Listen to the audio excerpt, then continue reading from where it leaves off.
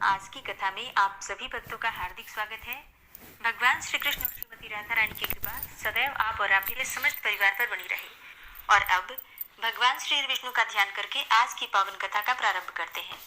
पुलस्त्य जी बोले, हे राजन, पूर्व काल में स्वयं भगवान ने जब रघुवंश में अवतार लिया था तब वहां में श्री राम के नाम से विख्यात हुए और तब उन्होंने लंका में जाकर रावण को मारा और देवताओं का कार्य किया था। इसके बाद जब वे वन से लौटकर पृथ्वी के राज्य सिंहासन पर स्थित हुए, उस समय उनके दरबार में अगस्त्य आदि बहुत से महात्मा ऋषि उपस्थित हुए। महर्षि अगस्त्य जी की आज्ञा से द्वारपाल ने तुरंत ही जाकर महाराज को ऋषियों के आगमन की सूचना दी और सूर्य के समान तेजस्वी महर्षियों को द्वार पर आया हुआ जानकर श्री रामचंद्र जी ने द्वारपाल से कहा कि तुम शीघ्र ही उन्हें भीतर लेकर आओ। श्री राम जी की आज्ञा से द्वारपाल ने उन मुनियों को सुखपूर्वक महल के भीतर पहुंचा दिया।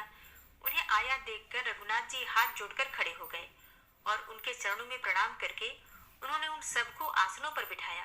तदनंतर पुरोहित वशिष्ठ ने पाद्य, अर्घ्य और आचमन आदि निवेदन करके उनका आतिथ्य सत्कार किया। तत्पश्चात श्री रामचंद्र जी ने जब उनसे कुशल समाचार पूछा तब वे वेदवेत्ता महर्षि अगस्त्य को आगे करके इस प्रकार बोले, हे महाबाहो, आपके प्रताप से सर्वत्र कुशल है। हे रघुनंदन, बड़े सौभाग्य की बात है कि शत्रु दल का संहार करके लौटे हुए आपको हम लोग सकुशल देख रहे हैं। कुलघाती, पापी एवं दुरात्मा रावण ने आपकी पत्नी को हर लिया था। वह उन्हीं के तेज से मारा गया। आपने उसे युद्ध में मार डाला। हे रघु सिंह, आपने जैसा कर्म किया है वैसा कर्म करने वाला इस संसार में दूसरा कोई नहीं है।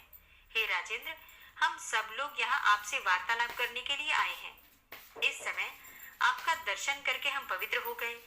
आपके दर्शन से हम वास्तव में आज तपस्वी हुए हैं। आपने सबसे शत्रुता रखने वाले रावण का वध करके हमारे आंसू पोंछे हैं और सब लोगों को अभय दान दिया है। हे काकुत्स, आपके पराक्रम की कोई था नहीं है। आपकी विजय से वृद्धि हो रही है, यह बड़े आनंद की बात है। हमने आपका दर्शन और आपके साथ संभाषण कर लिया। अब हम लोग अपने अपने आश्रम को जाएंगे। हे रघुनंदन, आप भविष्य में कभी हमारे आश्रम पर भी जरूर आइएगा। पुलस्त्य जी कहते हैं कि हे भीष्म, ऐसा कहकर वे मुनि उसी समय अंतर्ध्यान हो गए।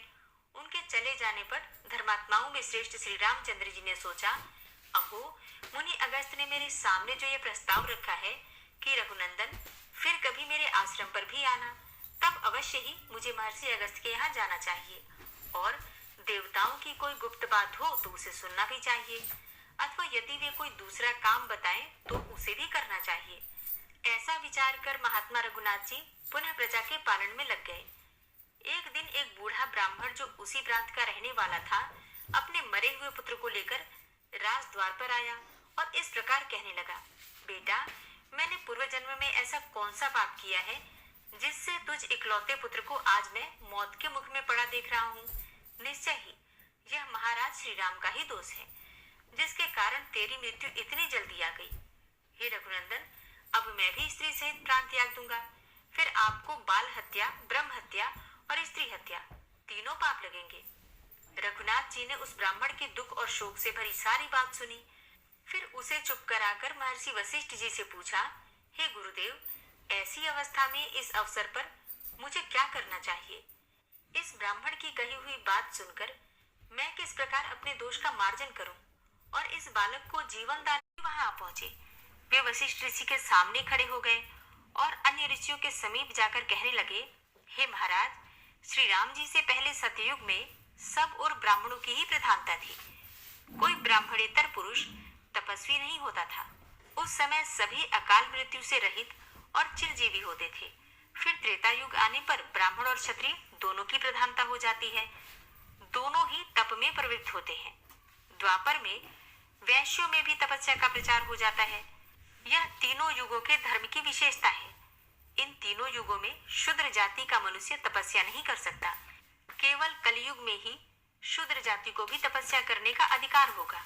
हे राजन, इस समय आपके राज्य की सीमा पर एक खोटी बुद्धि वाला शूद्र अत्यंत कठोर तपस्या कर रहा है और उसी के शास्त्र विरुद्ध आचरण के प्रभाव से इस बालक की मृत्यु हुई है। राजा के राज्य या नगर में जो कोई भी अधर्म अथवा अनुचित कर्म करता है उसके पाप का चतुर्थांश राजा के हिस्से में आता है। अतः हे पुरुष श्रेष्ठ, आप अपने राज्य में घूमिए और जहाँ कहीं भी पाप होता दिखाई दे उसे रोकने का प्रयत्न करिए। ऐसा करने से आपके धर्म, बल और आयु की वृद्धि होगी। साथ ही यह बालक भी जी उठेगा। नारद जी के इस कथन पर श्री रघुनाथ जी को बड़ा आश्चर्य हुआ। वे अत्यंत हर्ष में भरकर लक्ष्मण जी से बोले, हे सौम्य, जाकर उस श्रेष्ठ ब्राह्मण को सांत्वना दो और उस बालक के शरीर को तेल से भरी नाव में रखवा दो। जिस प्रकार भी उस निरपराध बालक के शरीर की रक्षा हो सके वह उपाय करना चाहिए। उत्तम लक्षणों से युक्त सुमित्रा कुमार लक्ष्मण को इस प्रकार आदेश देकर भगवान श्री राम ने पुष्पक विमान का स्मरण किया। श्री रघुनाथ जी का अभिप्राय जानकर इच्छानुसार चलने वाला वह स्वर्ण भूषित विमान एक ही मुहूर्त में उनके समीप आ पहुंचा और हाथ जोड़कर बोला, महाराज, आपका आज्ञाकारी यह दास आपकी सेवा में उपस्थित है। पुष्पक की सुंदर उक्ति सुनकर महाराज श्री राम महर्षि वशिष्ठ को प्रणाम करके विमान पर आरूढ़ हुए और धनुष, भाथा एवं चमचमाता हुआ खड्ग लेकर तथा लक्ष्मण और भरत को नगर का भार सौंपकर दक्षिण दिशा की ओर चल दिए। दंडकारण्य के पास पहुंचने पर एक पर्वत के दक्षिण किनारे पर बहुत बड़ा तालाब दिखाई दिया। रघुनाथ जी ने देखा उस सरोवर के तट पर एक तपस्वी नीचा मुंह किए लटक रहा है और बड़ी कठोर तपस्या कर रहा है। भगवान श्री राम उस तपस्वी के पास जाकर बोले, हे तापस, मैं दशरथ का पुत्र राम हूँ और कौतूहलवश तुमसे एक प्रश्न पूछता हूँ। मैं यह जानना चाहता हूँ कि तुम किस लिए तपस्या करते हो। ठीक ठीक बताओ, तुम ब्राह्मण हो या दुर्जय क्षत्रिय, तीसरे वर्ण में उत्पन्न वैश्य हो या शूद्र। तपस्या सत्य स्वरूप और नित्य है और उसका उद्देश्य है स्वर्ग आदि उत्तम लोकों की प्राप्ति। तप सात्विक, राजस और तामस 3 प्रकार का होता है। ब्रह्मा जी ने जगत के उपकार के लिए तपस्या की सृष्टि की है, अतः परोपकार के उद्देश्य से किया हुआ तप सात्विक होता है। क्षत्रियोचित तेज की प्राप्ति के लिए किया जाने वाला भयंकर तप राजस कहलाता है तथा जो दूसरों का नाश करने के लिए अपने शरीर को अस्वाभाविक रूप से कष्ट देते हुए तपस्या की जाती है वह आसुर अर्थात तामस कही गई है। तुम्हारा भाव आसुर जान पड़ता है तथा मुझे ऐसा प्रतीत होता है कि तुम द्विज नहीं हो। अनायास ही महान कर्म करने वाले श्री रघुनाथ जी के उपर्युक्त वचन सुनकर नीचे मस्तक करके लटका हुआ शूद्र उसी अवस्था में बोला, हे नृपश्रेष्ठ, आपका स्वागत है। हे रघुनंदन, चिरकाल के बाद मुझे आपका दर्शन हुआ है। मैं आपके पुत्र के समान हूँ। आप मेरे लिए पिता के तुल्य हैं, क्योंकि राजा तो सभी के पिता होते हैं। हे महाराज, आप हमारे पूजनीय हैं। हम आपके राज्य में तपस्या करते हैं, उसमें आपका भी भाग है। विधाता ने पहले से ही ऐसी व्यवस्था कर दी है। हे राजन, आप धन्य हैं जिनके राज्य में तपस्वी लोग इस प्रकार की सिद्धि की इच्छा रखते हैं। मैं शूद्र योनि में उत्पन्न हुआ हूँ और कठोर तपस्या में लगा हूँ। हे पृथ्वीनाथ, मैं झूठ नहीं बोलता, क्योंकि मुझे देवलोक प्राप्त करने की इच्छा है। हे काकुत्स, मेरा नाम शंभुक है। वह इस प्रकार बातें कर ही रहा था कि श्री रघुनाथ जी ने म्यान से चमचमाती हुई तलवार निकाली और उसका उज्जवल मस्तक धड़ से अलग कर दिया। उस शूद्र के मारे जाने पर इंद्र और अग्नि आदि देवता साधु साधु कहकर बारंबार श्री रामचंद्र जी की प्रशंसा करने लगे। आकाश से श्री रामचंद्र जी के ऊपर वायु देवता के छोड़े हुए दिव्य फूलों की सुगंध भरी वृष्टि होने लगी। जिस क्षण वह शूद्र मारा गया, ठीक उसी समय वह बालक जी उठा। पुलस्त्य जी कहते हैं कि तदनंतर देवता लोग अपने बहुत से विमानों के साथ वहां से चल दिए। श्री रामचंद्र जी ने भी शीघ्र ही महर्षि अगस्त्य के तपोवन की ओर प्रस्थान किया। फिर श्री रघुनाथ जी पुष्पक विमान से उतरे और मुनि श्रेष्ठ अगस्त्य को प्रणाम करने के लिए उनके समीप गए। श्री राम जी बोले, हे मुनि श्रेष्ठ, मैं दशरथ का पुत्र राम आपको प्रणाम करने के लिए सेवा में उपस्थित हुआ हूँ। आप अपनी सौम्य दृष्टि से मेरी ओर निहारिए। इतना कहकर उन्होंने बारंबार मुनि के चरणों में प्रणाम किया और कहा, हे भगवान, मैं शंभूक नामक शूद्र का वध करके आपका दर्शन करने की इच्छा से यहाँ आया हूँ। कहिए, आपके शिष्य कुशल से है ना? इस वन में तो कोई उपद्रव नहीं है। अगस्त्य जी बोले, हे रघुश्रेष्ठ, आपका स्वागत है। हे जगतवंद्य, हे सनातन परमेश्वर, आपके दर्शन से आज मैं इन मुनियों सहित पवित्र हो गया। आपके लिए यह अर्घ्य प्रस्तुत है, इसे स्वीकार करें। आप अपने अनेकों उत्तम गुणों के कारण सदा सबके सम्मान के पात्र हैं। मेरे हृदय में तो आप सदा ही विराजमान रहते हैं, अतः मेरे परम पूज्य हैं। आपने अपने धर्म से ब्राह्मण के मरे हुए बालक को जिला दिया। हे भगवान, आज रात को आप यहाँ मेरे पास रहिए। हे महामते, कल सवेरे ही आप पुष्पक विमान से अयोध्या को लौट जाइएगा। हे सौम्य, यह आभूषण विश्वकर्मा का बनाया हुआ है। यह दिव्य अमरण है और अपने दिव्य रूप एवं तेज से जगमगा रहा है। हे राजेंद्र, आप इसे स्वीकार करके मेरा प्रिय कीजिए, क्योंकि प्राप्त हुई वस्तु का पुनः दान कर देने से महाफल की प्राप्ति बताई गई है। श्री राम जी ने कहा, हे ब्राह्मण, आपका दिया हुआ यह दान लेना मेरे लिए निंदा की बात होगी। क्षत्रिय जानबूझकर ब्राह्मण का दिया हुआ दान कैसे ले सकता है? यह बात आप ही मुझे बताइए। किसी आपत्ति के कारण मुझे कष्ट हो ऐसी बात भी नहीं है, फिर दान कैसे लूं? इसे लेकर मुझे केवल दोष का भागी होना पड़ेगा, इसमें तनिक भी संदेह नहीं है।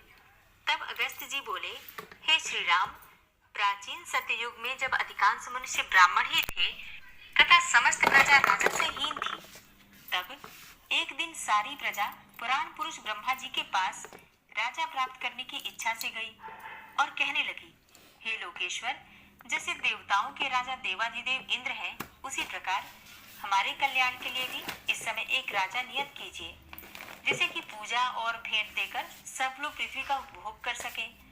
तब देवताओं में श्रेष्ठ ब्रह्मा जी ने इंद्र सहित समस्त लोकपालों को बुलाकर कहा, तुम सब लोग अपने अपने तेज का अंश यहाँ एकत्रित करो। तब संपूर्ण लोकपालों ने मिलकर 4 भाग दिए। यह भाग अक्षय था, उससे अक्षय राजा की उत्पत्ति हुई। लोकपालों के उस अंश को ब्रह्मा जी ने मनुष्यों के लिए एकत्रित किया। उसी से राजा का प्रादुर्भाव हुआ, जो प्रजाओं के हित साधन में कुशल होता है। इंद्र के भाग से राजा सब पर हुकूमत चलाता है। वरुण के अंश से समस्त देहधारियों का पालन करता है। कुबेर के अंश से वह याचकों को धन देता है, तथा राजा में जो यमराज का अंश है, उसके द्वारा वह प्रजा को दंड देता है। हे रघुश्रेष्ठ, उसी के भाग से आप भी मनुष्यों के राजा हुए हैं। इसलिए हे प्रभु, मेरा उद्धार करने के लिए यह आभूषण ग्रहण कीजिए। पुलस्त जी कहते हैं कि हे राजन, तब श्री रघुनाथ जी ने महात्मा अगस्त के हाथ से वह दिव्य आभूषण ले लिया, जो बहुत ही विचित्र था और सूर्य की तरह चमक रहा था। उसे लेकर वे निहारते रहे, फिर बारंबार विचार करने लगे कि ऐसे रत्न तो मैंने विभीषण की लंका में भी नहीं देखे थे।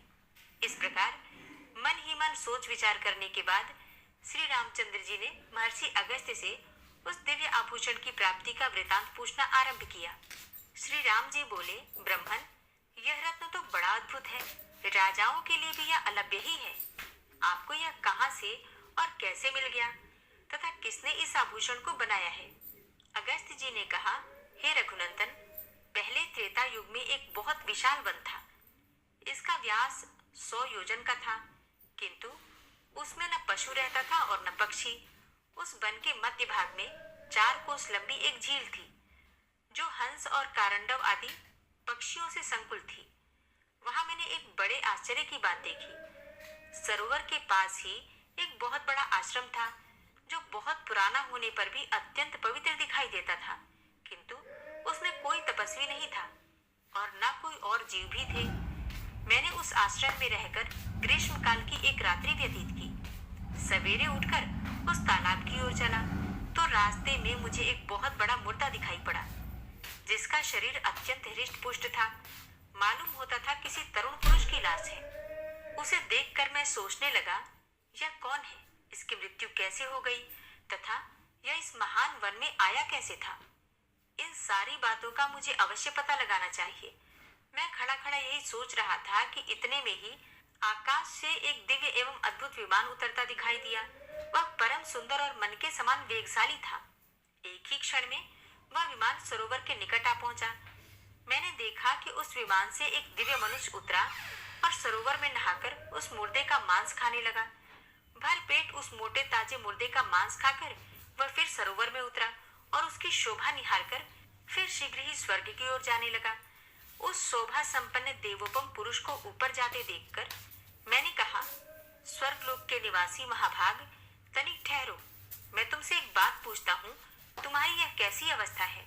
तुम कौन हो?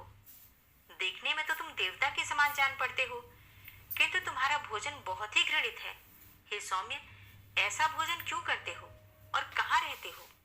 हे रघुनंदन, मेरी बात सुनकर उस स्वर्गवासी पुरुष ने हाथ जोड़कर कहा, विप्रवर, मेरा जैसा वृतांत है उसे आप सुनिए।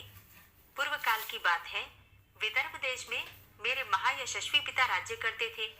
वे वसुदेव के नाम से त्रिलोकी में विख्यात और परम धार्मिक थे। उनकी 2 स्त्रियां थी। उन दोनों से एक एक करके 2 पुत्र हुए। मैं उनका ज्येष्ठ पुत्र था। लोग मुझे श्वेत कहते थे। मेरे छोटे भाई का नाम था सुरथ।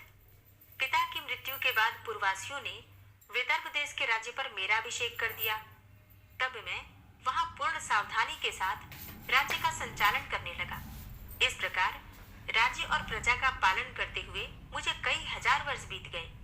एक दिन किसी निमित्त को लेकर मुझे प्रबल वैराग्य हो गया और मैं मरण पर्यंत तपस्या का निश्चय करके इस तपोवन में चला आया। राज्य पर मैंने अपने भाई महारथी सुरथ का अभिषेक कर दिया था। फिर इस सरोवर पर आकर मैंने अत्यंत कठोर तपस्या आरंभ की। 80,000 वर्षों तक इस वन में मेरी तपस्या चालू रही। उसके प्रभाव से मुझे भुवनों में सर्वश्रेष्ठ कल्याण में ब्रह्मलोक की प्राप्ति हुई, किंतु वहां पहुंचने पर मुझे भूख और प्यास अधिक सताने लगी। मेरी इंद्रियां तिलमिला उठी। मैंने त्रिलोकी के सर्वश्रेष्ठ देवता ब्रह्मा जी से पूछा, हे भगवान, यह लोक तो भूख और प्यास से रहित सुना गया है। यह मुझे किस कर्म का फल प्राप्त हुआ है कि भूख और प्यास यहाँ भी मेरा पिंड नहीं छोड़ती? हे देव, शीघ्र बताइए, मेरा आहार क्या है? हे महामुने, इस पर ब्रह्मा जी ने बहुत देर तक सोचने के बाद कहा, हे तात, पृथ्वी पर कुछ दान किए बिना यहाँ कोई वस्तु खाने को नहीं मिलती। तुमने उस जन्म में भिखमंगे को भी कभी भीख तक नहीं दी है। जब तुम राजभवन में रहकर राज्य करते थे, उस समय भी भूल से या मोहवश तुम्हारे द्वारा किसी अतिथि को भोजन तक नहीं मिला है। इसलिए यहाँ रहते हुए भी तुम्हें भूख और प्यास का कष्ट भोगना पड़ता है। हे राजेंद्र, भांति भांति के आहारों से जिसको तुमने भली भांति पुष्ट किया है, वह तुम्हारा उत्तम शरीर पड़ा हुआ है। तुम उसी का मांस खाओ, क्योंकि उसी से तुम्हारी तृप्ति होगी। ब्रह्मा जी के ऐसा कहने पर मैंने पुनः उनसे निवेदन किया, हे प्रभु, अपने शरीर का भक्षण कर लेने पर भी फिर मेरे लिए दूसरा कोई आहार तो नहीं रह जाता है जिससे शरीर की भूख मिट सके तथा जो कभी चुकने वाला ना हो। ऐसा कोई भोजन मुझे देने की कृपा कीजिए। तब ब्रह्मा जी ने कहा, तुम्हारा शरीर ही अक्षय बना दिया गया है। उसे प्रतिदिन खाकर तुम तृप्ति का अनुभव करते रहोगे। इस प्रकार अपने ही शरीर का मांस खाते जब तुम्हें 100 वर्ष पूरे हो जाएंगे, उस समय तुम्हारे विशाल एवं दुर्गम तपोवन में महर्षि अगस्त्य पधारेंगे और उनके आने पर तुम संकट से छूट जाओगे। हे राजर्षि, वे इंद्र सहित संपूर्ण देवताओं और असुरों का भी उद्धार करने में समर्थ हैं। फिर तुम्हारे इस घृणित आहार को छुड़ाना उनके लिए कोई बड़ी बात नहीं है। भगवान ब्रह्मा जी का यह कथन सुनकर मैं अपने शरीर के मांस का घृणित भोजन करने लगा। हे विप्रवर, यह कभी नष्ट नहीं होता तथा इससे मेरी पूर्ण तृप्ति भी हो जाती है। न जाने कब वे मुनि इस वन में आकर मुझे दर्शन देंगे। यही सोचते हुए मुझे 100 वर्ष पूरे हो गए हैं। हे ब्रह्मन, अब अगस्त मुनि ही मेरे सहायक होंगे, यह बिल्कुल निश्चित बात है। राजा श्वेत का यह कथन सुनकर तथा उनके उस घृणित आहार पर दृष्टि डालकर मैंने कहा, अच्छा, तो तुम्हारे सौभाग्य से मैं आ गया। अब निस्संदेह तुम्हारा उद्धार करूंगा। तब वे मुझे पहचान कर दंड की भांति मेरे सामने पृथ्वी पर पड़ गए। यह देखकर मैंने उन्हें उठा लिया और कहा, बताओ, मैं तुम्हारा कौन सा उपकार करूं? राजा बोले, हे ब्रह्मन, इस घृणित आहार से तथा जिस पाप के कारण यह मुझे प्राप्त हुआ है, उससे मेरा आज उद्धार कीजिए, जिससे मुझे अक्षय लोक की प्राप्ति हो सके। हे ब्रह्मर्षि, अपने उद्धार के लिए मैं यह दिव्य आभूषण आपको भेंट करता हूँ। इसे लेकर मुझ पर कृपा कीजिए। हे रघुनंदन, उस स्वर्गवासी राजा की ये दुख भरी बातें सुनकर उसके उद्धार की दृष्टि से ही इस दान को मैंने स्वीकार किया, लोभवश नहीं। इस आभूषण को लेकर जो ही मैंने अपने हाथ पर रखा, उसी समय उनका वह मुर्दा शरीर अदृश्य हो गया। फिर मेरी आज्ञा लेकर वे राजर्षि बड़ी प्रसन्नता के साथ विमान द्वारा ब्रह्मलोक को चले गए। इंद्र के समान तेजस्वी राजर्षि श्वेत ने ही मुझे यह सुंदर आभूषण दिया था और इसे देकर वे अपने पाप से मुक्त हो गए। हरे कृष्णा। आज की कथा का यहीं पर समापन करती हूँ। इसके आगे का वृतांत आप कल की कथा में सुनेंगे। उम्मीद करती हूँ कल भी आप कथा जरूर सुनेंगे। और हाँ, आज की कथा आपको कैसी लगी कमेंट बॉक्स में जरूर बताइए। और अब आप सुनिए श्री नारायण कवच। श्री नारायण कवच। भगवान श्री हरि गरुड़ जी की पीठ पर अपने चरण कमल रखे हुए हैं। अणिमा आदि 8 सिद्धियां उनकी सेवा कर रही हैं और 8 हाथों में शंख, चक्र, ढाल, तलवार, गदा, बाण, धनुष और पाश अर्थात फंदा धारण किए हुए हैं। वे ही ओंकार स्वरूप प्रभु सब प्रकार से सब ओर से मेरी रक्षा करें। मत्स्य मूर्ति भगवान जल के भीतर जल तंतुओं से और वरुण के पास से मेरी रक्षा करें। माया से ब्रह्मचारी रूप धारण करने वाले वामन भगवान स्थल पर और विश्व रूप श्री त्रिविक्रम भगवान आकाश में मेरी रक्षा करें। जिनके घोर अट्टहास करने पर सब दिशाएं गूंज उठी थी और दैत्य पत्नियों के गर्भ गिर गए थे, वे दैत्य युद्धपतियों के शत्रु भगवान नृसिंह किले, जंगल, रणभूमि आदि विकट स्थानों में मेरी रक्षा करें। अपनी दाढ़ों पर पृथ्वी को उठा लेने वाले यज्ञ मूर्ति वाराह भगवान मार्ग में, परशुराम जी पर्वतों के शिखरों पर और लक्ष्मण जी के सहित भरत के बड़े भाई भगवान रामचंद्र प्रवास के समय मेरी रक्षा करें। भगवान नारायण मारण, मोहन आदि भयंकर अभिचारों और सब प्रकार के प्रमादों से मेरी रक्षा करें। ऋषि श्रेष्ठ नर गर्व से, योगेश्वर भगवान दत्तात्रेय योग के विघ्नों से और त्रिगुणाधिपति भगवान कपिल कर्म बंधन से मेरी रक्षा करें। परम ऋषि सनत कुमार कामदेव से, हयग्रीव भगवान मार्ग में चलते समय देव मूर्तियों को नमस्कार आदि न करने के अपराध से और देवर्षि नारद सेवापराधों से और भगवान कच्छप सब प्रकार के नरकों से मेरी रक्षा करें। भगवान धन्वंतरी कुपथ्य से, जितेंद्र भगवान ऋषभ देव सुख दुख आदि भयदायक द्वंद्वों से, यज्ञ भगवान लोकापवाद से और बलराम जी मनुष्यकृत कष्टों से और श्री शेष जी क्रोधवश नामक सर्पों के गणों से मेरी रक्षा करें। भगवान श्री कृष्ण द्वैपायन व्यास जी अज्ञान से तथा बुद्धदेव पाखंडियों से और प्रमाद से मेरी रक्षा करें। धर्म रक्षा करने वाले महान अवतार धारण करने वाले भगवान कल की पाप बहुल कली काल के दोषों से मेरी रक्षा करें। प्रातः काल भगवान केशव अपनी गदा लेकर, कुछ दिन चढ़ जाने पर भगवान गोविंद अपनी बांसुरी लेकर और दोपहर के पहले भगवान नारायण अपनी तीक्ष्ण शक्ति लेकर और दोपहर को भगवान विष्णु चक्रराज सुदर्शन लेकर मेरी रक्षा करें। तीसरे पहर में भगवान मधुसूदन अपना प्रचंड धनुष लेकर मेरी रक्षा करें और सायंकाल में ब्रह्मा आदि त्रिमूर्तिधारी माधव, सूर्यास्त के बाद ऋषिकेश, अर्धरात्रि के पूर्व तथा अर्धरात्रि के समय अकेले भगवान पद्मनाभ मेरी रक्षा करें। रात्रि के पिछले प्रहर में श्रीवत्स लांछन श्री हरि, उषा काल में खड्गधारी भगवान जनार्दन और सूर्योदय से पूर्व श्री दामोदर और संपूर्ण संध्याओं में काल मूर्ति भगवान विश्वेश्वर मेरी रक्षा करें। हे सुदर्शन, आपका आकार चक्र रथ के पहिए की तरह है। आपके किनारे का भाग प्रलयकालीन अग्नि के समान अत्यंत तीव्र है। आप भगवान की प्रेरणा से सबोर घूमते रहते हैं। जैसे आग वायु की सहायता से सूखे घास फूस जला डालती है, वैसे ही आप हमारी शत्रु सेना को शीघ्र से जला दीजिए। हे कौमुद की गदा, आपसे छूटने वाली चिंगारियों का स्पर्श वज्र के समान असह्य है। आप भगवान अजित की प्रिया हैं और मैं उनका सेवक हूँ। इसलिए आप कुष्मांड, विनायक, यक्ष, राक्षस, भूत और प्रेत आदि ग्रहों को अभी कुचल डालिए तथा मेरे शत्रुओं को चूर चूर कर दीजिए। हे शंख श्रेष्ठ, आप भगवान श्री कृष्ण के फूंकने से भयंकर शब्द करके मेरे शत्रुओं का दिल दहला दीजिए एवं यातुधान, प्रमथ, प्रेत, मातृका, पिशाच तथा ब्रह्म राक्षस आदि भयावने प्राणियों को यहाँ से तुरंत भगा दीजिए। भगवान की श्रेष्ठ तलवार, आपकी धार बहुत तीक्ष्ण है। आप भगवान की प्रेरणा से मेरे शत्रुओं को छिन्न भिन्न कर दीजिए। भगवान की प्यारी ढाल, आप में सैकड़ों चंद्राकार मंडल हैं। आप पाप दृष्टि, पापात्मा शत्रुओं की आंखें बंद कर दीजिए और उन्हें सदा के लिए अंधा बना दीजिए। सूर्य आदि ग्रह, धूमकेतु, पुच्छल तारे आदि केतु, दुष्ट मनुष्य, सर्प आदि रेंगने वाले जंतु, दाढ़ों वाले हिंसक पशु, भूत प्रेत आदि तथा पापी प्राणियों से हमें जो भय हो और जो हमारे मंगल के विरोधी हो, वे सभी भगवान के नाम, रूप तथा आयुधों का कीर्तन करने से तत्काल नष्ट हो जाएं।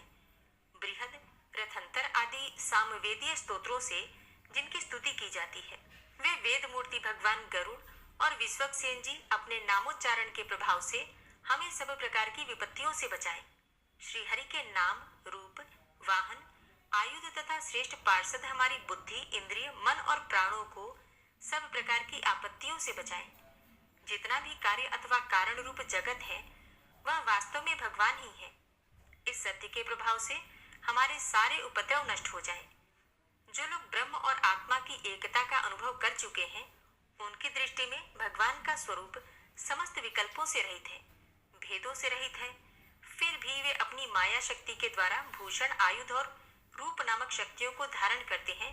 यह बात निश्चित रूप से सत्य है। इस कारण सर्वज्ञ, सर्वव्यापक भगवान श्री हरि सदा सर्वत्र सब स्वरूपों से हमारी रक्षा करें। जो अपने भयंकर अट्टहास से सब लोगों के भय को भगा देते हैं और अपने तेज से सबका तेज ग्रस लेते हैं, वे भगवान नृसिंह दिशा विदिशा में, नीचे ऊपर बाहर भीतर सब ओर से हमारी रक्षा करें। हे देवराज इंद्र, मैंने तुम्हें यह नारायण कवच सुना दिया है। इस कवच से तुम अपने को सुरक्षित कर लो। बस फिर तुम अनायास ही सब दैत्य युद्धपतियों को जीत कर लोगे। इस नारायण कवच को धारण करने वाला पुरुष जिसको भी अपने नेत्रों से देख लेता है अथवा पैर से छू देता है, तत्काल समस्त भयों से वो मुक्त हो जाता है। जो इस वैष्णवी विद्या को धारण कर लेता है, उसे राजा, डाकू, प्रेत, पिशाच आदि और बाघ आदि हिंसक जीवों से कभी किसी प्रकार का भय नहीं होता। हे देवराज, प्राचीन काल की बात है, एक कौशिक गोत्री ब्राह्मण ने इस विद्या को धारण करके योग धारणा से अपना शरीर मरुभूमि में त्याग दिया। अब जहां उस ब्राह्मण का शरीर पड़ा था, उसके ऊपर से एक दिन गंधर्वराज चित्ररथ अपनी स्त्रियों के साथ विमान पर बैठकर निकले। वहां आते ही वे नीचे की ओर सिर किए विमान सहित आकाश से पृथ्वी पर गिर पड़े। इस घटना से उनके आश्चर्य की सीमा न रही। जब उन्हें बालखिल्य मुनियों ने बतलाया कि यह नारायण कवच धारण करने का प्रभाव है, तब उन्होंने उस ब्राह्मण देव की हड्डियों को ले जाकर पूर्ववाहिनी सरस्वती नदी में प्रवाहित कर दिया और फिर स्नान करके वे अपने लोक को चले गए। श्री सुखदेव जी कहते हैं, हे परीक्षित, जो पुरुष इस नारायण कवच को समय पर सुनता है और जो आदर पूर्वक इसे धारण करता है, उसके सामने सभी प्राणी आदर से झुक जाते हैं और वह सब प्रकार के भयों से मुक्त हो जाता है। हे परीक्षित, शतक्रतु इंद्र ने आचार्य विश्वरूप जी से यह वैष्णवी विद्या प्राप्त करके रणभूमि में असुरों को जीत लिया और वे त्रैलोक्य लक्ष्मी का उपभोग करने लगे। श्री नारायण कवच संपूर्ण हुआ। श्री राधा कृपा कटाक्ष स्तोत्र। मुनीन्द्र वृंद वंदिते त्रिलोक शोक हारिणी प्रसन्न वक्त्र पंकजे निकुंज भूविलासिनी व्रजेन्द्र भानुनंदिनी व्रजेन्द्र सूनु संगते कदा करिष्यसि हमां कृपा कटाक्ष भाजनम्। अशोक वृक्ष वल्लरी वितान मंडप स्थिते प्रवाल बाल पल्लव प्रभारुणांध्रि कोमले वराभय स्फुरत्करे प्रभूत संपदालये कदा करिष्यसि हमां कृपा कटाक्ष भाजनम्।